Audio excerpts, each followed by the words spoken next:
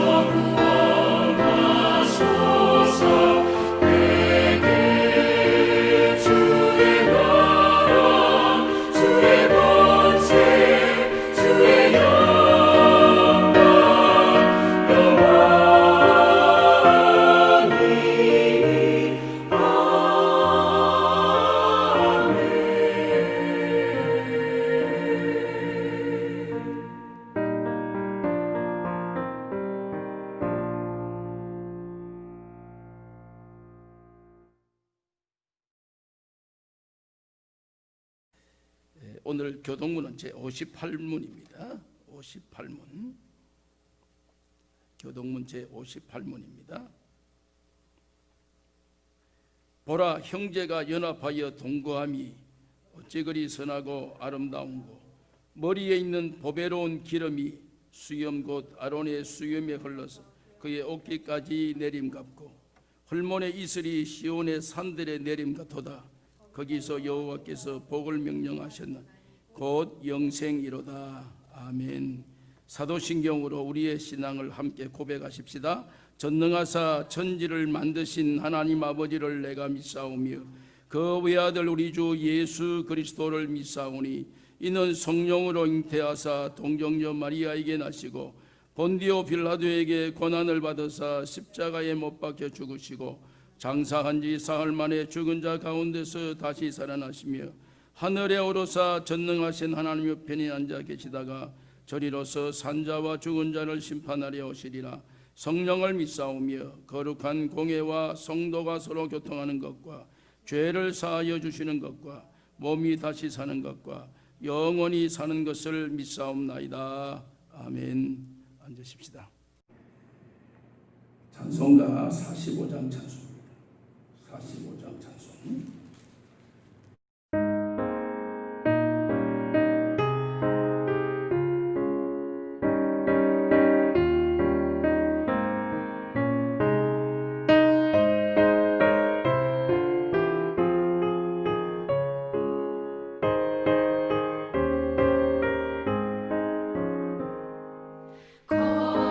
거룩한 주의 날 주 앞에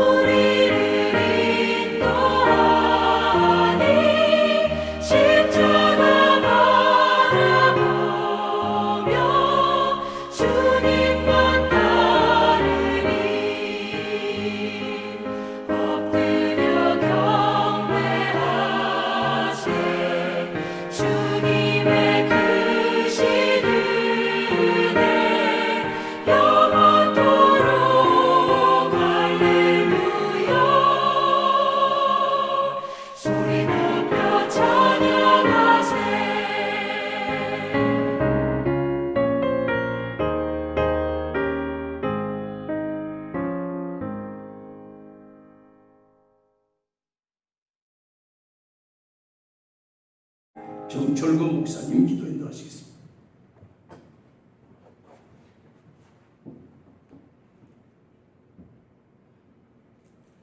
거룩하시고 자비로우신 하나님 아버지, 하나님의 크신 은혜와 사랑에 감사와 영광을 올려드립니다. 오늘 이렇게 6월 셋째 주일에 저희 요순교회 성도들이 각자의 처소에서 한 마음으로 하나님의 이름을 높이며 예배하게 하심을 감사합니다. 이 시간 우리 입의 모든 말과 우리 마음의 모든 묵상함이 오직 삼위 하나님께 연락되는 예배가 되기를 간절히 원하오니 우리 마음을 온전히 주장하여 주시고 영과 진리로 하나님께 나아가는 예배 될 수 있도록 은혜를 더하여 주시옵소서. 너무나도 약하고 부족한 저희를 아무 조건 없이 사랑해 주셔서 삼위 하나님을 믿을 수 있도록 믿음을 허락해 주심에 감사합니다. 그리고 주신 믿음으로 하나님을 영접하여서 하나님의 자녀로 이 땅에서 살아갈 수 있는 특권을 주셔서 감사합니다. 그러나 저희들은 너무나 어리석고 무익하여 하나님의 뜻을 날마다 발견하고 쫓아가며 살아가야 한다고 하면서도 여전히 우리의 만족과 욕심을 내려놓지 못하고 살아갑니다. 하나님 중심이 아닌 내 생각과 내 경험 중심으로 살아가고 있는 어리석은 부분을 고백하면서 정결하지 못한 우리의 모습들을 주님 앞에 회개하오니 이 시간 우리를 어루만져 주시사 용서하여 주시고 하나님의 크신 긍휼로 덮어 주시옵소서. 저희에게 자비를 베풀어 주셔서 하나님을 예배하는 우리의 마음에 위로를 더해 주시고 선포되는 진리의 말씀을 통하여 다시금 우리를 회복시키시는 하나님을 만나는 귀한 예배 시간 될 수 있도록 도와주시옵소서. 특별히 이 시간 간구하옵기는 세계 곳곳에서 코로나 바이러스로 인하여 힘들어하고 있는 이들을 위해 기도합니다. 아직까지 여전히 기승을 부리고 있는 이 전염병 앞에 많은 이들이 아파하고 어려움을 겪고 있습니다. 일상생활이 온전히 회복되지 못하고 삶의 터전이 무너지는 아픔 가운데 저희가 소망하는 것은 오직 하나님 아버지의 도우심 뿐이오니 모든 것을 합력하여 선을 이루시는 하나님께서 치유의 하나님께서 이 모두를 간섭하여 주시고 하나님의 뜻대로 선이 이끌어 주시기를 원합니다. 하나님의 나라는 성령 안에 있는 의와 평강과 희락이라고 하셨사오니 이 어려운 시국에 하나님의 나라를 보다 소망하는 우리가 되게 하시고 고통 가운데서도 주님 주시는 비전과 기쁨을 맛볼 수 있도록 도와주시옵소서. 특히나 이 코로나와 함께 지금 미국 전역 곳곳에서는 인종차별과 관련된 많은 분쟁들이 일어나고 있습니다. 바로 그는 이 미국 땅에 있는 많은 그리스도인들을 통하여 더욱 뜨겁게 하나님을 사랑하고 더욱 뜨겁게 우리 주변의 이웃을 사랑하는 모습들이 날로 커지게 하셔서 사람들 간의 갈등이 완화되고 하나님께서 기뻐하시는 귀한 열매들이 많이 맺어질 수 있도록 인도하여 주시옵소서. 예수님께서 이 땅에 화평의 주로 오셔서 막힌 담을 허시고 유대인과 이방인을 하나로 묶어 주셨듯이 하나님의 사랑으로 이 땅을 보듬어 주셔서 진정 그리스도 안에서 함께 지어져가는 이 땅의 국민들 되게 하여 주옵소서. 그리고 저희 예수님교회 모든 성도들을 주님께서 강건하게 붙잡아 주셔서 어린아이부터 노년에 이르기까지 성령님께서 하나 되게 하신 것을 힘써 지키는 우리 교우들 되게 하옵소서. 신실하신 하나님을 끝까지 붙잡고 하나님께서 저희에게 허락하신 언약을 바라보며 날로 새롭게 이를 새기며 살아가도록 도와주시옵소서. 점점 더워가는 날씨 가운데에서 우리 성도들의 건강을 지켜주시고 가정과 일터에서 주신 사명을 따라 살아나갈 때에 여러가지 문제들과 힘들고 어려운 상황이 우리를 둘러싼다 하더라도 삼위 하나님께서 우리와 늘 함께 하심을 깨닫게 하셔서 하나님의 세밀하고도 오묘한 그 섭리의 은혜를 체험하도록 도와주시옵소서. 그리하여 하나님을 더욱 앙망하며 살아가고 하나님을 소망하고 의지하여서 정말 그것으로 새 힘을 얻어 하루하루 능히 승리할 수 있도록 인도하여 주옵소서. 이제 전성철 목사님을 통하여 하나님의 말씀을 듣습니다. 선포되는 하나님의 말씀 위에 능력을 더하여 주시고 우리의 심령이 이 말씀 앞에서 다시금 쪼개지게 하셔서 신실하고도 거룩한 주의 백성의 모습을 회복하도록 하옵소서. 삼위 하나님의 충만하신 은혜를 다시금 간절히 소망하며 예수님 이름으로 기도하옵나이다. 아멘.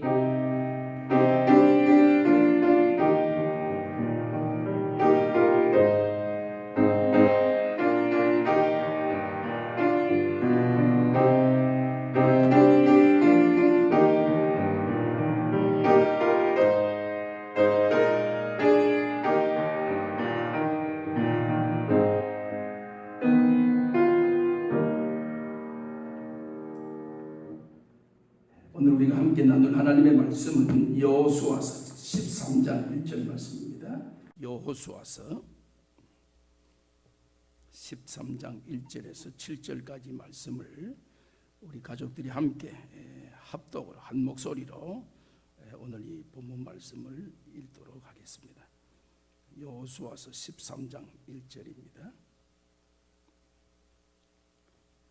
여호수아서 13장 1절. 여호수아가 나이 많아 늙었으며 여호와께서 그에게 이르시되 너는 나이가 많아 늙었고 얻을 땅이 매우 많이 남아있도다. 이 남은 땅은 이러하니 블레셋 사람의 모든 지역과 거술 족속의 모든 지역 곧 애굽 앞 사울 시내로부터 가나안 사람에게 속한 북쪽 에우론 경계까지와 블레셋 사람의 5 통치자들의 땅 곧 가사 족속과 아스도 족속과 아스골론 족속과 가드 족속과 에글론 족속과 또 남쪽 야위 족속의 땅과 또 가나안 족속의 모든 땅과 시돈 사람에게 속한 무아라와 아모리 족속의 경계 아베까지와 또 그발 족속의 땅과 해 뜨는 곳에 온 레바논 곧 헤르몬 산 아래 바알가세스부터 하맛에 들어가는 곳까지와 또 레바논에서부터 미스드롯 마음까지 산지의 모든 주민 곧 모든 시돈 사람의 땅이라. 내가 그들을 이스라엘 자손 앞에서 쫓아내리니 너는 내가 명령한 대로 그 땅을 이스라엘에게 분비하여 기업이 되게 하되 너는 이 땅을 9 지파와 므낫세 반제파에게 나누어 기업이 되게 하라 하셨더라. 아멘. 우리 찬송 한 장 더 하십시다. 400장 찬송입니다. 400장 찬송.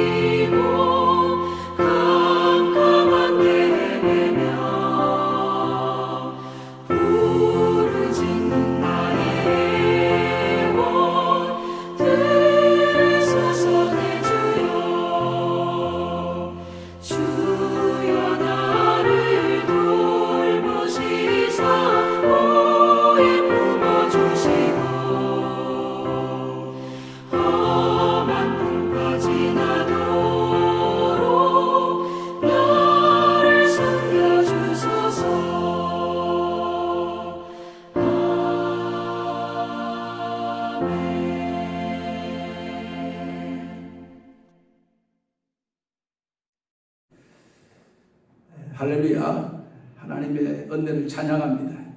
우리 여스른교회 한 주간 동안도 하나님의 은혜 가운데 인도해 주신 하나님을 찬양합니다.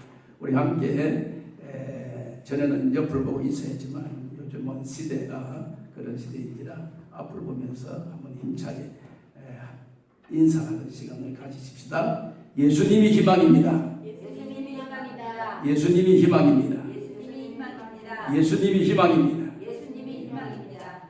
예, 우리의 희망은 예수 그리스도이십니다. 우리가 지금까지 매주일 여호수아서를 중심으로 이제 말씀을 함께 나누게 되었습니다. 오늘 여러분들이 읽으셨던 이 본문의 장은 13장입니다. 여호수아서는 24장까지 있습니다. 그리고 전반부가 12장까지가 전반부고 13장부터 마지막 24장까지가 후반부입니다. 그리고 우리가 여기서 좀 눈여겨볼 것은 오늘 이 13장이 사실 여호수아서의 최정점에 이렇게 이르게 된 것입니다. 이제 소위 말하면 산으로 말하면 정상이죠, 정상. 그러면 이제 14장, 15장부터는 이제 내려가는 1장부터 12장까지는 올라갔던 이제 13장부터 중심에서 내려가는 이러한 그 결론적인 부분에 대한 말씀을 이렇게 나누게 될 것인데 오늘은 거기 최고의 정점에 이르는 정상에 지금 이르게 된 것을 여러분들이 상식적으로 알면 말씀을 듣는데 큰 유익이 될 줄로 생각을 합니다. 그런데 그렇게 제가 말씀을 드리면서 13장 1절을 딱 보면 굉장히 우리가 지금 혼돈이 올 가능성이 굉장히 많습니다. 그 이유는 13장 1절에 이렇게 됩니다. 여호수아가 나이가 많아 늙음에 여호와께서 그에게 이르시되 너는 나이가 많아 늙었고 나이가 많아 늙었고 하고 그 다음에 얻을 땅이 매우 많이 남아 있도다. 다시 말하자면 이스라엘의 지도자가 여호수아입니다. 이제 가나안에 직접 들어와서 진두지휘를 하고 모세는 광야에서 인도만 했고 여호수아는 전쟁을 치러야 되는 이런 아주 급박한 그런 현실이 그의 눈앞에 있는데 나이가 많아 늙었고 지금 이 말씀하고 있는 이 여호수아의 나이가 13장 1절에 말하는 이 나이의 기준이 90세로 봅니다. 90세로. 여호수아의 나이가 110세에 세상을 떠났었는데 조금 지금 이 13장에 말씀하고 있는 1절에 말씀하고 있는 여호수아의 나이를 추정하면 90이라는 사실. 90세 나이인데 아직까지 가나안을 완전히 정복을 하지 못했습니다.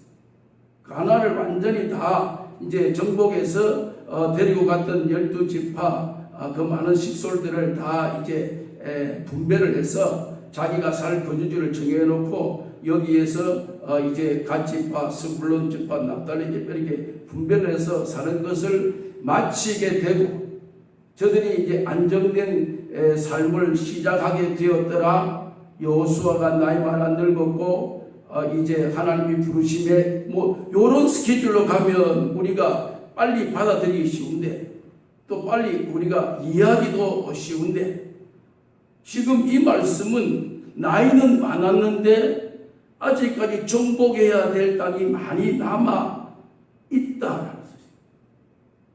그러면 우리가 얼른 받아들이는 우리의 감정은 굉장히 슬픈 감정입니다. 그리고 굉장히 희망이 없어 보이는 감정입니다. 왜냐하면 나이는 많았는데 아직까지 정복해야 될 땅은 많이 남아있고 그러면은 앞으로 이 일을 어떻게 한단 말이에요. 이 일을 어떻게 해야 될 것 같습니다. 그러면은 이 성경은 우리에게 지금 낙심을 안겨다 주는 말씀입니까? 이 문맥을 봐서는 뭔가 희망이 없어 보이는 그러한 그 의미 같습니다. 그런데 우리가 또 더 눈여겨볼 것은 우리가 여러분들이 13장 1절 2절에 여호수아의 말로 시작합니다. 여호수아가 나이 많은 늙음에 이렇게 말로 시작을 하다가 그 다음에 가서 그 다음 이 3절, 4절, 5절, 6절 오늘 이 여호수아 13장 마지막 절까지 33절까지 이렇게 쭉 보면 요 안에 기재된 그 내용들은 모두가 다 어떤 내용이냐면 모세에 관한 이야기입니다. 모세. 6절 말씀에 보면 또 레바논에서부터 미스롯 마임까지 산지 모든 주민과 시도는 내가 그들을 이스라엘을 쫓아내리 너는 내가 명령 그 땅에 이스라엘 분배의 기업이 되게 하라. 8절 말씀에 보면 므낫세 반지파와 함께 르우벤 족속 가족 요단 저편 동쪽에 그들의 기업을 모세에게 받았는데 여호와의 종 모세가 그들에게 준 것은 이러하니. 시작은 여호수아로 시작했어. 여호수아의 형편과 현장을 지금 소개하면서 나이는 많았고 아직까지 차지해야 될, 아직까지 이루어야 될, 만들어내야 될 과제는 많이 남았고 숙제는 남았는데 나이는 많고, 그런데 그 다음의 내용들은 모두 다 모세가 말했던, 모세에게 주셨던 하나님의 말씀, 모세가 그를 경험했던 그러한 그 말씀의 상황을 이렇게 전개시키는 거 보면 우리가 받아들이는 우리의 이해는 이 큰일 났구나. 지금 앞으로 해야 될 일은 산더미처럼 쌓여있는데 그걸 수행해 나가야 될 여호수아는 나이가 많아 늙어서 기력이 쇠약되고 지금 쉬고 나가야 될, 그러면 누가 지도자가 돼서 앞으로 이 일을 어떻게 진행시켜야 될 것인가. 오늘 우리의 계산에는, 우리의 생각에는 이런 생각이 앞설 수밖에 없습니다. 그런데 그러한 생각이 앞설 수밖에 없는 오늘 우리에게 소개되는 사람의 배경은 모세에 관한 이야기가 쭉 나옵니다. 다시 모세는 과거의 역사의 무대에 이미 사라졌습니다. 이미 느보산에서 세상을 떠났습니다. 요단강을 건너지도 않았습니다. 요단강 저편에서 세상을 떠났습니다. 이제 요단강을 건너서 역사를 진행하는 이러한 이 현장은 여호수아가 지금 지도자로서 진두지휘를 하고 있는 이런 상황인데,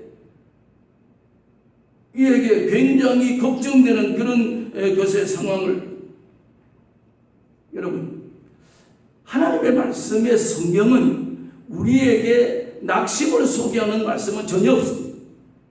그리고 이 말씀을 통해서 내가 실망했다, 내가 이 말씀을 통해서 신앙을 접게 됐다, 그런 말씀 여러분 찾아보셨어요? 찾아보셨으면 저한테 말씀해 보세요. 그런 성경입니까? 그러면 우리가 이 본문을 자세히 이제 관찰해 보면 이 말씀에 주는 의미가 하나 있습니다. 의미가. 6절 말씀 제가 조금 전에 방금 여러분들과 함께 나눴는데, 또 레바논에서부터 미스르못 마임까지 산지와 모든 주민 곧 시돈 사람을 내가 그들을 이스라엘 자손 앞에 쫓아내리니, 앞에 레바논에서부터 미스르못 마임까지 산지 모든 주민 시돈 사람의 땅 그들을 다 이스라엘 자손이 쫓아내리니 너는 내가 명령한 대로 그 땅을 이스라엘에게 분배하여 기업이 되게 하리라.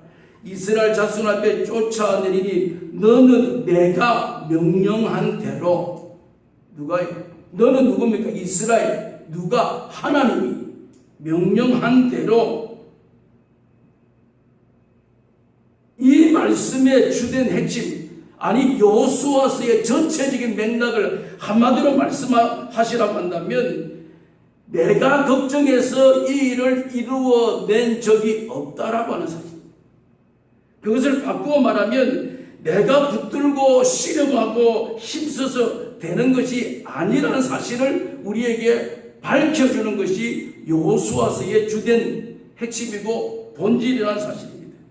하나님께서 그때마다 하나님이 모세를 쓰시고 그때마다 여호수아를 하나님께서 쓰셔서 역사를 진행시켜 나가시는 그분이 하나님이 다 하셨다라고 하는 그것을 증명하기 위한 현장이 오늘 여호수아서의 13장의 주된 우리에게 주는 말씀이라는 사실입니다. 여러분, 제가 조금 전에 말씀드렸죠. 13장은 여호수아서의 정점입니다. 지금까지 출발해서 요단강을 건너서 여리고성에서 아이성에서 이제 에발산에서 쭉 이런 일련의 과정을 여러분 쭉 올라와서 어디까지 정점까지 다 올라왔습니다. 이제부터 여호수아는 나이 많은 늙었고 아직까지 다 차지해야 될 땅은 많이 남아있고 라는 그러한 그 중심에 딱 중심부에서 내려가기 시작합니다. 하는데 그 중심까지 올라오면서 저들로 하여금 깨닫게 하시는 하나님의 의도는 그때마다 여호수아를 사용하시고 모세를 사용하시지만 궁극적으로 이 일을 하시는 분이 누구신가? 하나님이시라는 사실을 저들에게 지금 밝혀주고 있는 사실이라는 것입니다. 그 말은 모세도 때가 되면 지나갔습니다. 느보산에서 하나님의 부르심을 받았습니다. 여호수아도 때가 되면 부르시게 되고 가게 되는 것입니다. 여기 있는 전성철 목사도 때가 되면 하나님이 부르십니다. 또 역사의 뒤안길로 사라지게 되고 지나가게 될 수밖에 없습니다. 사람은 다 지나갑니다. 그런데 하나님의 일은 계속되고 있습니다. 오늘 우리가 사람들 가운데 제가 목회하면서 느끼는 것 가운데 하나가 그런 이야기입니다. 저 교회는 목사님이 개척하셔서 몇십 년 동안 고생해서 그 다음에 후임자가 들어와가지고 교회가 막 참 이렇게 혼란이 오고 혼돈이 오고 시험이 오고 교인들이 마음에 갈피를 못 잡고 만약에 그런 현장이 나타난다면 그것은 건강한 교회가 아닙니다. 교회 입장에서. 교회의 건강함은요, 사람의 숫자가 많고 적고 뭐 그것도 사람들로 하여금 외적인 나타나는 하나의 표현일 수도 있지만 건강한 교회의 가장 중심에는 모세가 섰던 여호수아가 지나갔던 전성철 목사가 지나갔던 어느 사람이 또 지나갔던 하나님의 교회는 하나님이 이루어 가신다라고 하는 분명하고 명백한 증거를 보여주는 것이 교회가 가지는 하나님의 역사라는 사실입니다. 사람에 의해서 교회가 좌지우지되고 사람에 의해서 교회가 좌우왕되는 그런이 아니다라는 사실을 우리에게 보여주고 있는 그 말씀의 사실을 우리에게 보여줍니다. 여러분, 이 말씀이 제 말씀입니까? 아니요. 여호수아 11장 15절 한번 보실래요? 여호수아 11장 이게 13장인데 앞으로 두 장 넘어가면 11장 15절 말씀 여러분 한번 보십시다.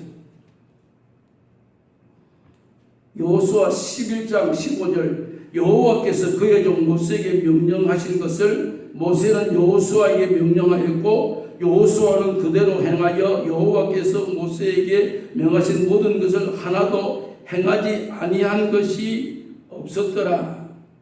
하나도 행하지 아니한 것이 없었더라. 하나님께서 모세에게 말씀하신 것, 그 모세가 여호수아에게 말씀하신 것, 여호수아가 그 말을 듣고 행하였는데 그 행하였던 것이 그 말씀하셨던 것이 하나도 이행되지 않은 것이 없었더라. 이 일을 누가 하기 때문에? 하나님이 하시기 때문에. 여러분 여호수아 5장으로 한번 넘어갈까요? 지금 11장인데 5장 13절 말씀 한번 보십시다. 여호수아 5장 다시 여호수아 5장 13절 여호수아 5장 13절 우리가 전에 여리고성 무너지기 직전 하루 전날 밤에 나타났던 그 여호수아에게 보여줬던 광경입니다. 여호수아가 여리고에 가까이 이르렀을 때 눈을 들어본 적 한 사람이 칼을 빼어 손에 들고 마주 서 있는지라. 여호수아가 나아가서 그에게 묻되 너는 우리를 위하느냐 우리의 적들을 위하느냐. 여호수아가 참 금성철벽 같은 여리고성을 보면서 아연실색을 합니다. 이거 내가 어떻게 이것을 이게 다 무너뜨릴 수 있을 것인가 갈등하고 고민합니다. 괴로워합니다. 그래서 아침 일찍이 남들이 일어나기 전에 성을 한번 둘러봅니다. 여호수아 너무 답답했어요. 왜냐하면 대책이 안 세지니까.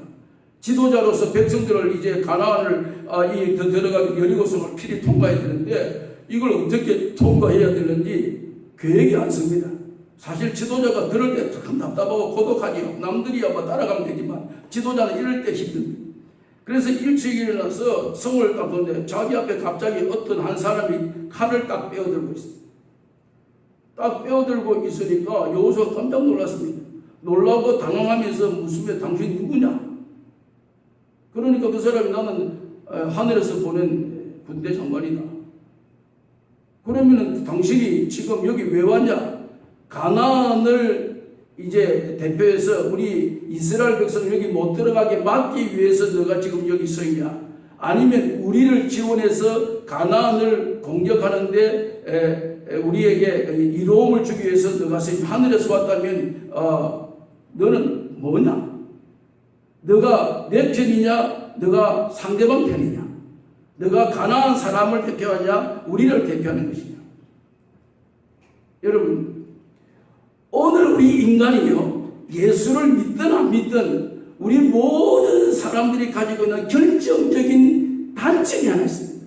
그 단점이 뭐냐면 저 사람이 나에게 유익이 되는 사람인가 유익이 안 되는 사람인가, 그게 우리에게 굉장히 세미하게 발달되어 있어요. 오늘 인간이 살아가는 데 있어서 다시 말하자면 이 일이 옳고 그르고 라고 하는 그러한 분별력보다 이것이 나에게 얼마나 유익이 되냐 유익이 안 되냐, 그것에 굉장히 발달되어 있다니까. 여러분, 엊그제 지난 몇 주 전에 우리가 이 기브온 족속이 막 빵도 막 곰팡이 들고 와가지고 신발 떨어진 거 신고 와가지고 이스라엘 이 여호수아와 지도자들에게 우리가 당신들의 종이 되겠습니다, 허들의 일 잘하겠습니다.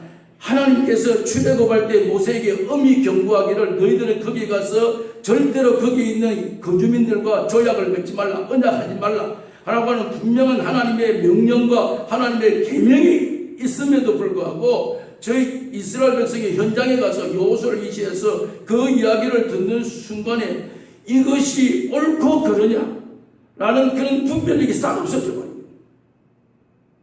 이 조약이 정말 온전하냐 온전하지 못하냐 그런 분별력이 없어지고, 사람이 가지고 있는 고질적인 그러한 판단력의 중심에는 이 사람이 나에게 얼마나 유익이 될 것이냐 유익이 안 될 것이냐, 요것에 발달됐다는 거예요.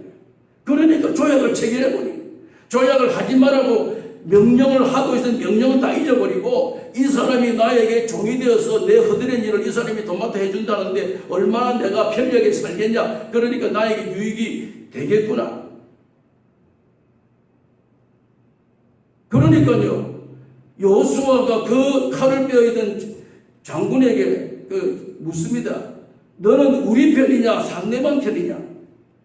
그러니까 그 장수가 나는 당신의 편입니다 이러면 굉장히 여호수아가 용기 백배할 수 있었는데, 이 장수가 입에서 나오는 말이 무슨 말이냐면 너희 편도 아니고 상대방 편도 아니다.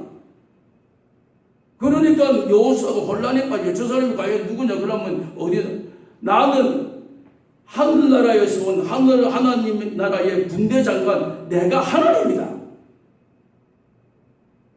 여러분, 오늘 이 말씀의 주된 중심에는 지금까지 우리가 날마다 떨쳐버리지 못하는 우리의 중심 상황 속에서는 이 일이 나에게 유익이 되느냐 유익이 되지 않느냐, 얼마나 많은 것에 나에게 이렇게 많은 것을 유익을 남길 것인가 안 남길 것인가, 이것은 예수 믿는 사람이나 안 믿는 사람이나 동일한 어떤 사고방식이다. 사고방식. 이게 정말 바른 것인가 바르지 않는 것인가 라는 그런 개념보다 이게 나에게 얼마나 유익이 되는가 하는 그 사실은, 여러분 출애굽기 12장 51절 말씀해 보면 이 장관에 대한 이야기가 나옵니다. 사실 출애굽기 가나안의 이 여리고성을 통과할 때 이 장군이 나오고, 이 장군이 누구냐에 대해서 말할 때 그 장군이 나는 하나님이다라고 말합니다. 하나님. 그 말은 여리고성의 모든 일련의 모든 과정, 모든 상황, 모든 현장은 하나님이 주도하신다는 것입니다. 지금까지 광야에서 주도했던 주도의 주권자가 그냥 하나님이시지 않느냐. 만나가 메추라기를 얻어가고 홍해를 육지까지 건너게 하시고 불범에서 물려서 구리에 쳐다보면 낫게 하시고, 모든 스케줄을 너희들이 가만히 눈여겨보면 누가 너희들이 한 것이 뭐 있냐, 너희들은 그냥 따라왔지 실제적으로 이 일의 주도권을 가지고 이를 이끌어 가신 분은 하나님이시지 않느냐. 여리고성을 돌면서 여리고성의 앞에 난 이 장수를 보면서 여호수아의 고질적인 문제는 너는 내 편이냐 상대방 편이냐, 그게 지금 중요한 의미가 아니라 하나님이 이 일을 하신다, 이 사실을 잊어버릴 때가 너무 많다는 사실. 여러분, 하나님께서 예수 그리스도를 보내주셔서 친히 우리의 대장이 되게 하셨습니다. 우리의 대장은 누굽니까? 예수 그리스도이십니다. 예수 그리스도가 우리의 대장이면 우리가 해야 될 일은 할 일이 무엇입니까? 따라가면 되는 겁니다. 왜요? 대장이 모든 일을 다 판단합니다. 그리고 결정합니다. 그리고 시행합니다. 그리고 이 일의 승리로 이끄는 모든 전략을 대장이 다 가지고 있습니다. 백성들은 그 대장이 가는 곳을 따라가기만 하면 거기에는 아무런 문제가 없습니다. 우리들은 하는 일은 이기신 그리스도에 따라서 전리품만 챙기면 됩니다. 승리한 그 현장에 나아가서 따라서 찾으면 됩니다. 오늘 우리가 날마다 찬양하면서 여호와는 나의 목자시니 내가 부족함이 없으리로다 날마다 고백하면서도 날마다 우리는 늘 뭘 느끼고 있습니까? 부족함을 느낍니다. 우리의 입술에 고백할 때는 여호와 나의 목자 나는 부족함이 없네 노래를 하면서도 마음 한구석에는 날마다 부족함과 공허함과 짜증과 원망과 불평함을 느끼고 있는 그 이유는 아직까지도 우리 속에 연습이 안 되게 하였어요. 항상 우리 속에는 너는 나에게 유익이 될 사람이냐 유익이 안 될 사람이냐 여기서 너무 민감한 우리의 판단력을 가지고 있다 보니까 결국은 이러한 문제에 직면하게 될 때 날마다 여호와는 나의 목자시니 내가 부족함이 없으리로다 그가 나를 푸른 조장으로 잔잔한 시냇가로 사망의 험침한 골짜기에서 나를 보호하시며 나를 지키시며 원수 앞에서도 상을 베풀어 밥 먹게 하시고 온갖 소리를 다해도 오늘 우리에게는 날마다 말은 이번 말하면서 마음 한구석에는 불안함 마음 한구석에는 날마다 공허함 마음 한구석에는 두려움이 있습니다. 왜요? 이 훈련이 안 됐어요. 무슨 훈련이요? 여호수아 13장의 전체적 맥락을 한마디로 말하면 하나님이 하신다고 말이에요. 하나님이 일을 우리가 한 일이 뭐가 있냐? 우리가 한 일이 모세가 한 일이 뭐 있으며 여호수아 한 일이 무엇입니까? 하나님 말씀하신 대로 그냥 따라간 겁니다. 그냥 가면 이루어지게 하시는 것은 하나님이 하신다. 오늘 우리가 당면한 현실적인 문제, 코로나 바이러스, 여러 문제들을 우리가 지금 격림이 쌓여서 우리가 동분서주하고 분주복잡하고 당황하고 불안해하지만 오늘 우리가 해야 될 일이 뭐가 있어요? 할 일이 뭐 있습니까? 우리는 할 일이 없어요. 할 수가 없습니다. 하나님이 하시는 일에 우리는 아멘 할렐루야 하나님의 인도하심에 우리는 가겠습니다. 그러므로 다윗의 고백 그대로 여호와가 나의 목자시니 나는 부족함이 없습니다. 목자가 나를 푸른 조장으로 목자가 인도해 주실 것 아닙니까? 이 확신과 이 믿음이 여호수아 13장이 우리에게 주시려고 하는 결정적인 목적의 의미가 그거다는 사실. 여호수아는 나이 많아 늙었고 이제는 아직까지 땅은 다 차지하지 못하고 숙제는 많이 남았는데 그러한 것을 우리는 실망했는데 그 실망이 아니라 너가 하는 일이 아니다 이 말이에요.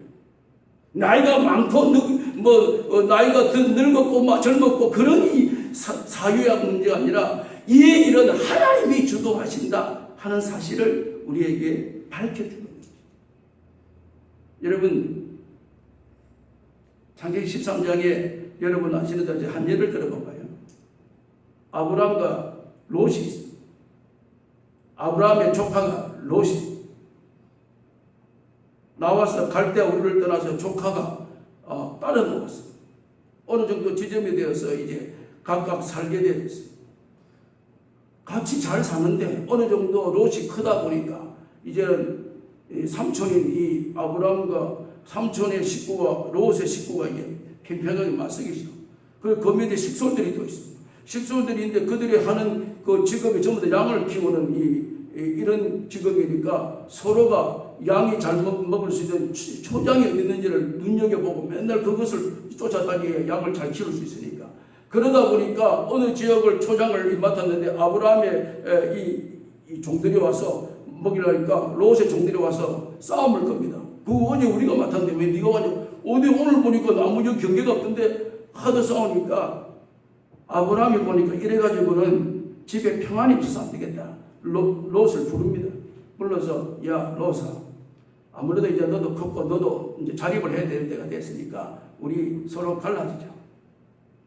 갈라지는데 모든 기득권을 삼촌인 조카 롯에게 창세기 13장 10절 말씀에 보면 아브라함이 롯에게 그 말을 롯아 네가 좌하면 내가 우쪽으로 갈게. 네가 우쪽 갈래 그럼 난 좌쪽으로 갈게. 그러니까 너가 먼저 정해라. 그리고 너가 정하지 않는 나머지는 내가 거기 거주할게. 삼촌이 서열을 봤어. 족보의 가문을 봐서 이 가정의 흐름을 봐서도 삼촌이 주도권을 가지고 있을 수 있습니다. 그런데 삼촌인 아브라함이 롯에게 조카에게 네가 먼저 정해봐요. 그러니까 이 조카 롯은 삼촌의 눈치 앞뒤 좌우를 가리지 않고 앞으로 내 살아가야 될 삶의 터전이니까 삼촌 나는 소돔과 고모라를 택하겠습니다. 여러분 소돔과 고모라를 택한 이 롯이 그 소돔과 고모라의 현실이 어떤지 아세요? 창세기 13장 10절 조금 전에 말씀드렸지만 이 소돔과 고모라의 현장이 여호와의 동산 같고 애굽 땅과 같았더라. 사람이 육안으로 볼 때에 소돔과 고모라를 볼 13장 창세기 13장 10절에 보면 그 내용 그대로 나옵니다. 여호와의 동산 뭐예요? 풍성하다 이거 말이에요. 부러울 게 없다. 에덴 동산에 부러울 게 뭐가 있어요? 모든 게 다 갖춰져요. 가서 살기만 하면 되는데 얼마나 잘 될까? 그 다음에 그 당시에 최고의 문화를 자랑하고 최고의 부유를 자랑하는 대표적인 나라가 애굽인데 애굽. 여호와의 동산 같고 애굽 같았더라. 이것을 조카 롯이 삼촌한테 삼촌 내가 이 땅 내가 차지해서 내가 여기 가서 살게요. 아브라함이 조금 전에 먼저 말을 했고 약속을 했고 네가 먼저 하는 대로 내가 나머지를 정하겠다는데 이 롯이 철딱서니가 없는지 자기 욕심이 강하니 그걸 먼저 자기가 찜해. 이건 내 겁니다. 이건 내가 하겠습니다. 그러니까 할 수 없이 아브라함은 헤브론으로 갑니다. 헤브론은 뭡니까? 산입니다. 산인데 뭐 풀도 잘 안 나요. 완전히 척박한 돌밭입니다. 돌밭.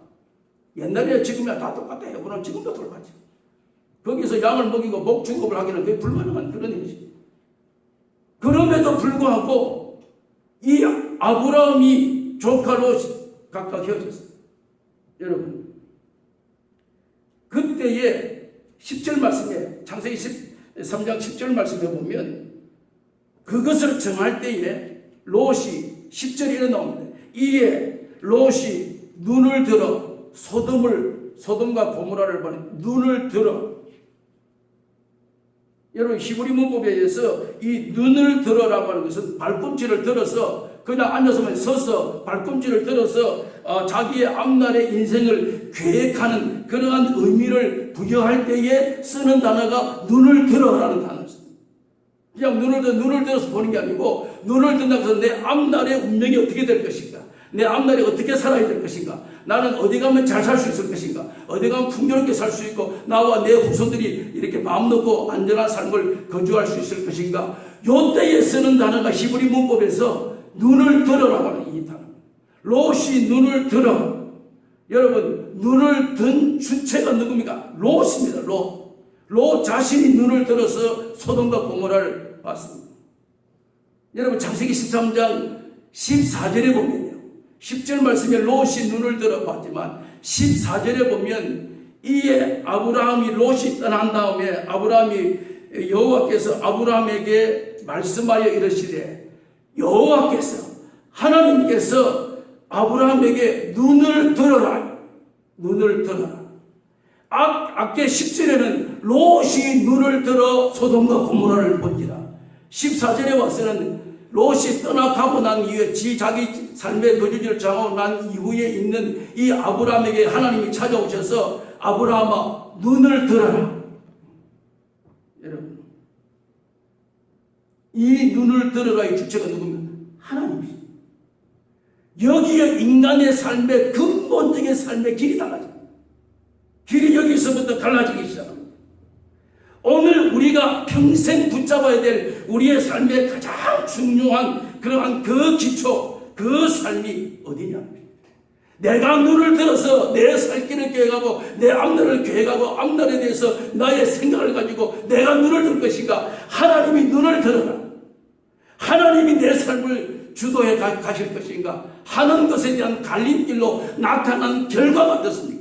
소돔과 고모라의 롯이 잘 살았습니까? 여러분 아시다시피 마지막 유황불이 내리고 다 불살았고 마지막에 롯의 부인까지도 뒤를 돌아보다가 소금기둥이 되고 폐가 망신하고 자기가 롯이 거기서 죽을 뻔을 몇 번에서 3번이나 죽을 뻔합니다. 롯이 잘 살려고 눈을 들어서 자기가 교회 가고 자기가 거기에 대해서 거주지를 정하고 자기가 꿈을 꾸고 자기가 비전을 보고 자기가 식구들 데리고 잘 살겠다고 갔지만 결과는 자기 있는 겨우 살고 가족들은 다 부인도 죽고 소동도 기둥이 되고 기가 막힌 비참한 결과를 가져온 것에 비해서 하나님이 아브라함에게 너 눈을 들어라 해서 갔던 그 천박한 가나안 이 헤브론 땅, 거기에는 그 사람이 살아가기가 정말 불편한 그런 땅에 살고 있는 이 아브라함의 역사에 마지막 붙여진 이름이 뭡니까? 믿음의 조상, 믿음의 시작, 믿음의 출발. 롯과 아브라함의 차이가, 아브라함과 롯의 근본적인 그러한 중심의 근본. 내 생각대로, 내 뜻대로, 내 계획대로, 내 꿈과 비전을 가지고 시작했지만 그것은 얼마 가지 못하면 낭패와 실망당할. 하나님의 눈을 들어 오늘 지금 여호수아는 나이 많아 늙었고 아직까지 차지할 땅은 많다라고 하는 그 의미 속에는 땅이 많든 많든 너는 나이 많아 늙어서 세상 떠나고 주님 부르면 주님 앞에 가야 될 것이고 나머지는 내가 한다. 원래 내가 한 것이고 이 땅을 내가 이루어가게 하신다. 오늘도 우리가 확실한 것은 내가 산다는 것이 아니라 내 속에 그리스도께서 사시고 주님이 가시니까 우리의 주님이 하시는 일에 따라가기만 하면 그 다음에 나는 역사의 무대에 사라지면 하나님이 누구를 세우셔서 어떤 일을 또 지내는 그건 하나님이 하실 일이고 하나님의 역사를. 여러분, 우리가 마태복음 말씀에 보면 예수님께서 11장 28절에 마태복음 11장 28절에 이런 말씀 여러분 기억나시죠? 너무 좋은 말씀. 수고하고 무거운 짐진 자들아 다 내게로 오라. 내가 너희를 쉬게 하리라. 이 말씀만 들으면 가슴이 굉장히 벅찹니다. 날마다 지치고 쓰러지고 갈급해하고 힘들어하고 갈 바를 알지 못하고 유리방황할 수밖에 없는 인생의 여정을 살아가는 오늘 우리에게 주시는 주님의 메시지의 한마디가 수고하고 무거운 짐진 자들아 다 내게로 오라. 내가 너희를 쉬게 해주겠다. 거기까지만 딱 읽으면서 굉장히 슬픕니다. 인간의 슬픔과 눈물과 한숨과 모든 짜증 이런 모든 것들을 다 내려놓을 수 있는 그런 설렘을 가지고 그분에게 갑니다. 그런데 그 다음 절이 무슨 나옵니다. 11장 29절 마태복음 11장 28절에 수고하고 무거운 짐진 자들아 다 내게로 오라. 내가 너희를 쉬게 해주리라. 그런 기대와 흥분과 감격과 설렘과 그런 속에 딱 가니까 그 다음에 가서 29절이 딱 나옵니다. 29절에 나는 마음이 온유하고 겸손하니 나의 멍에를 메고 나에게 배우라. 멍에 매는 법을 배우라. 수고하고 무거운 짐진 자들은 다 내게 와서 내가 너를 쉬게 해주시겠다 하시는데 1절만 했으면 우리의 모든 문제가 해결될 줄 알았는데 그 다음 절이 딱 나오면서 그 다음 절이 우리에게 30절이 29절이 딱 되면서 나는 마음이 온유하고 겸손하니 나의 멍에를 메고 내게 와서 배우라. 여러분 오늘 우리가 예수 믿고 신앙생활하면서 우리가 살면 날마다 무엇인가 모든 일들이 행복하게 잘 풀릴 것 같아요. 뭔가 자녀들도 건강하게 자라고 남편도 진급도 잘 되고 사업도 되고 뭔가 장사가 되고 일이 뭔가 마음먹은 대로 되고 심지어 로또를 사니까 로또를 사서 뭐가 당첨이 되고 하는 망상의 꿈에 젖어져 있는 이러한 이 상황 속에 우리가 살아가고 있는 오늘 우리의 삶 속에 예수 믿으면 굉장히 모든 문제 다 해결될 줄 알고 굉장한 거 모든 질병에서 해방받고 모든 문제 다 해결될 줄 알고 교회에 나와서 신앙생활을 하는데 첫 발을 디디면서 두 번째 던져지는 말이 나는 겸손하고 온유하고 겸손하니까 너는 나에게서 멍에를 메고 나에게 배우라. 앞에 온유하고 겸손하니 왜 쓰시죠? 너는 나에게서 멍에 메고 배우라. 요 단어만 써도 온유하고 겸손하니. 여러분 오늘 우리의 신앙생활의 가장 근본적인 중심의 근원이 어디에 있습니까? 어디에서 우리가 참된 행복을 찾습니까? 오늘 우리의 현실은 그럼에도 불구하고 오늘 우리가 풀지 못하는, 아직까지 점령되지 못하는 가나안의 무수한 땅들이 남아 있음에도 불구하고 내 자신을 바라보니까 나이 많아 늙었고 건강이 부족하고 머리가 돌아가지 않고 판단력이 흐려지고 모든 삶의 불편함이 생기고 모든 삶의 환경 생활은 통제되고 내 뜻대로 내 생각대로 안 되는 그런 상황 속에서도 오늘 우리가 이곳에서 이겨낼 수 있는 유일한 방법과 비결이 있다면 오늘도 너는 내게 멍에를 메고 내게 배우라. 무거운 모든 멍에를 메고 예수님께 와서 뭘 배우라? 온유하고 겸손한 것을. 온유하고 겸손한 것이 뭡니까?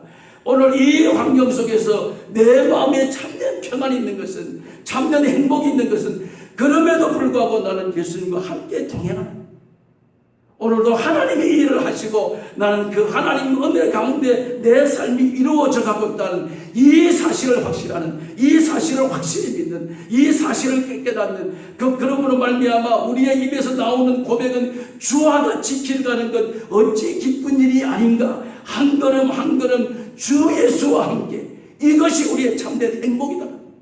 이것이 우리의 참된 축복이다.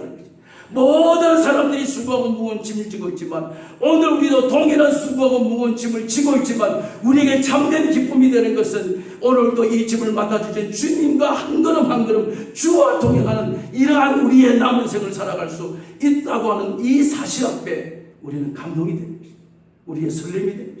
우리의 남은 세계가 얼마에 이르는지는 알지 못하지만 남은 세계 동안 날마다 감격과 기쁨 속에 살아가는 것은 주와 동행하고 있다는 이 사실이 우리에게 확신으로 다가올 수 있기를 주님의 이름으로 축원합니다.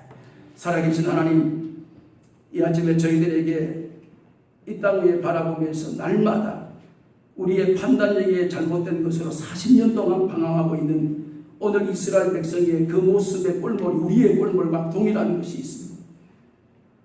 이것이 옳으냐 그러냐라는 판단보다 이것이 나에게 얼마나 유익이 되냐 유익이 안 되느냐, 날마다 여기에 민감한 오늘 우리의 죄악된 모습을 내려놓고 하나님이 하신다고 하는 사실을, 하나님이 이끌어 주신다고 하는 사실을, 하나님이 모든 것에 결론을 지어 주신다고 하는 이 사실의 확신을 가질 수 있도록 은혜 베풀어 주시기를 원합니다.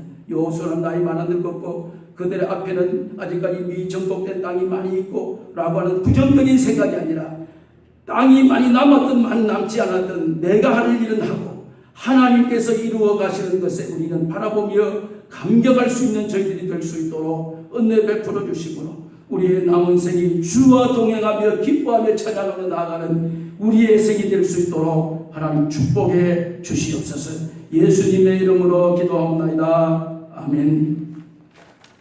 우리 찬송 430장 찬송하시면서 예물 드리겠습니다. 430장.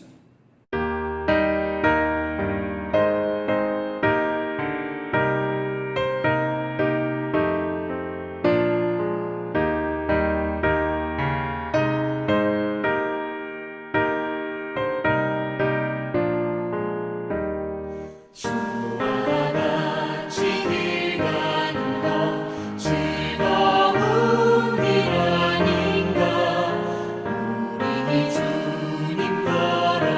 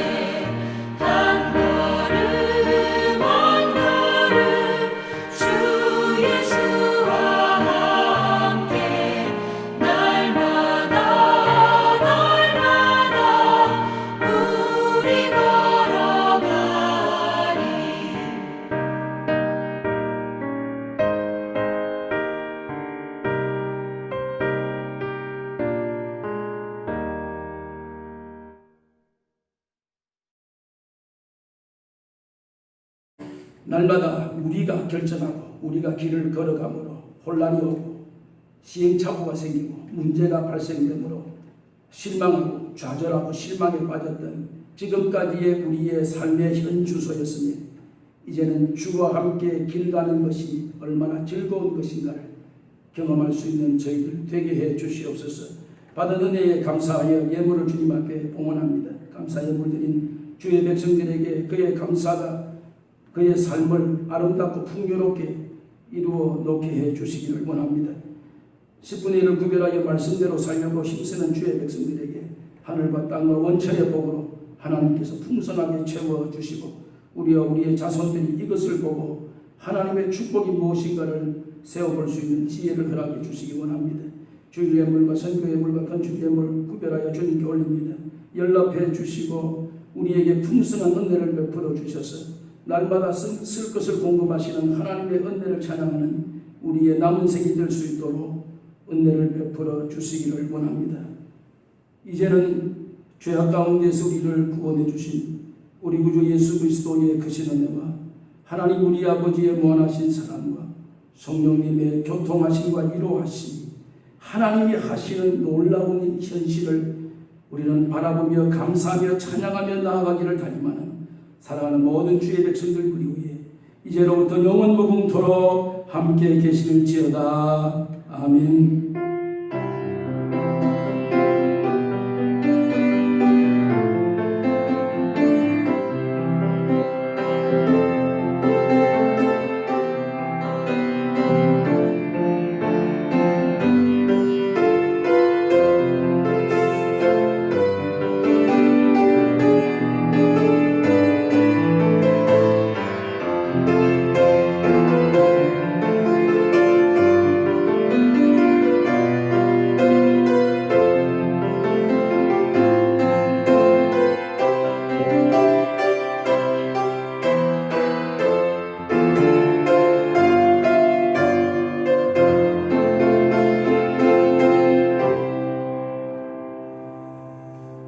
할렐루야. 감사합니다. 우리 교회 2020년 표 함께 힘차게 한번 외치십시다. 복음이 능력입니다. 복음이 능력입니다. 복음이 능력입니다. 복음이 능력입니다. 복음이 능력입니다. 복음이 능력입니다. 대단히 감사합니다.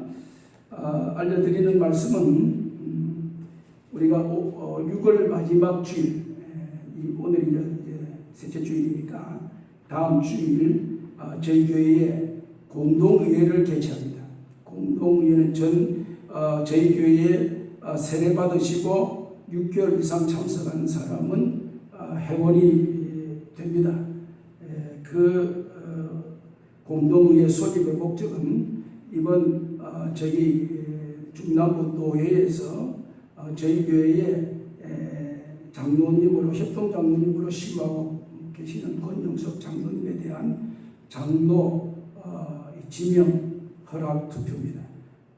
이 절차를 거쳐야 또 보고를 장로와 목사는 노회에서 관할합니다. 그래서 임직은 아니고 이미 다른 교회에서 장로를 장립받으셔서 봉사를 하시다가 여러 가지 사정에 의해서 저희에게 오셔서 3년이 지나시고 난 이후에 이제 우리 교회 교인들로부터 인준을 받으면 협동장로님에서 시부장로님으로 이렇게 활동을 하게 됩니다. 그 목적으로 이 공동회의가 개최되기 때문에 여러분들 그걸 아시고 지금 여러 가지 환경 요건상 출석하지 못하는 성도들도 계십니다. 그것은 다 그렇게 아시고 일단은 이 공동회의는 헌법에 의해서 이렇게 시행하도록 하겠습니다. 그래서 당에서 다음 주일에 투표를 2번 합니다. 한 번은 7시에 오시는 분들 오셔서 일단 그 본인이 직접 투표 용지를 써야 되니까 이걸 메일로 와서 왔다 갔다 하면 안 되니까 못 오시는 분들은 기권을 해주시고 투표수의 3분의 2를 득표하면 시무장로로 취임을 할 수가 있게 됩니다. 그러니까 1부에 투표 한번 하고 그 다음에 2부 10시에 예배가 있습니다. 그때 나오시는 분들도 계시니까 거기에서 투표하시고 그래서 그걸 합산해서 이제 몇 명이 투표하셨고 거기에 3분의 2가 되느냐 안 되느냐 유무를 결정해서 그 다음 주일 주보에 여러분들에게 그에 대한 결정된 사항을 알려드리는 이런 순서로 이번에 했습니다. 왜냐하면 이렇게 해야 6개월 뒤에 취임을 할 수 있습니다. 6개월 바로 취임되는 게 아니고 여러분들 투표하시고 6개월 뒤에 취임을 하면 6월 달이니까 12월에 취임을 12월이면 내년도 집권자들을 이제 다시 임명하는 여러 가지 조직의 개편이기 때문에 그래서 절차상 6월 지나가기 전에는 이 일을 해야 된다라는 그런 당의 결정에 의해서 일을 하게 됐습니다. 여러분들이 참고해 주시고 부담은 갖지 마시고 그냥 오시는 분들은 오셔서 기도해 주시고 못 오시는 분들은 기도해 주시고 우리 교회에 지금 현재 장로님으로 이제 이명훈 장로님은 행정적으로 협력을 하고 계시는데 사실 연세는 은퇴하셨고 아직 신당도 계시지 않습니다. 그래서 우리가 노예에다 청원을 해서 허락을 받았으니까 여러분들 이 점 잘 유념하셔서 좋은 결심이 있기를 바랍니다. 감사합니다.